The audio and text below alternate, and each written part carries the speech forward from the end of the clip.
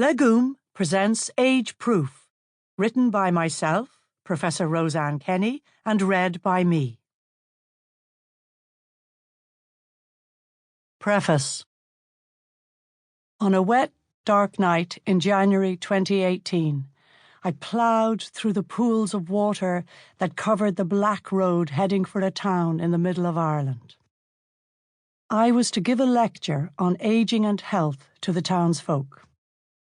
During the miserable journey, my despondency deepened at the hopelessness of ever attracting an audience on such a bad night. Hosted in a cold hotel which usually catered for funerals and weddings, it was billed as the first lecture of an all-Ireland tour to share new research by a Trinity College academic. The ballroom was large, cold and empty. The small lectern seemed out of place and lonely, staring down on a mass of empty gold wedding chairs.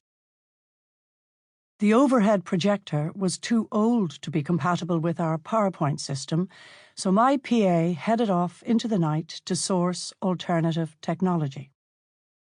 Mumbling to myself that I must be mad, I encountered the shy hotel manager who completed my gloomy apprehension by apologising on account of a competing event across the street, the Mission. I hadn't heard that term in so long. The Mission is a long-standing Irish tradition, an annual event where the local Catholic Church hosts preachers and sermons from visiting religious orders. My heart sank. In rural Ireland, the Mission would be inequitable competition. Yet, little by little, the hall started to fill. People of all ages bustled in, 30-year-old mums with kids, 50, 60, 70-year-old men and women. 2 buses pulled up outside and disgorged their prattling contents from the surrounding countryside and villages.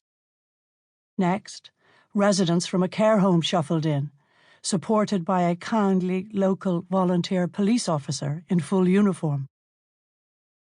The space began to warm with mounting chatter, growing laughter, and the clinking of china. The local GAA football club was serving tea, coffee, and cakes, and on display were Ireland's 2 most prized sporting trophies, the Sam Maguire and Liam McCarthy Cups, provoking photos and more banter from the swelling crowd. A local children's band set up instruments. The audience took their seats and, to the rhythm of lively jigs and reels, I settled in to begin my first of many such lectures. Afterwards, I met with the audience who were brimming with questions and comments. I was taken aback when some remarked that they had never attended a lecture previously, apart from the priest's sermon on a Sunday morning. Ironic, in light of the mission across the road they had now missed. This was chastening.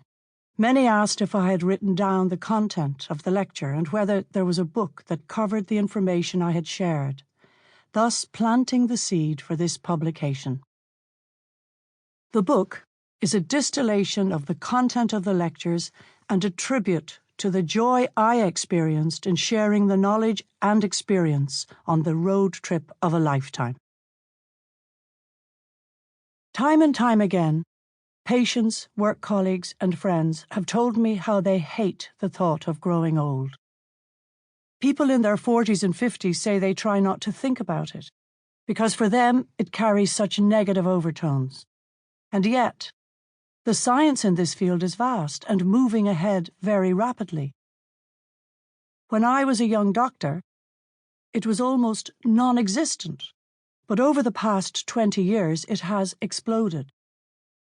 The field continues to evolve at a pace, providing us with good evidence that the last lap, as one of my patients calls it, can actually be the most relaxed, worthwhile, and enjoyable period of our lives, particularly if we prepare for it.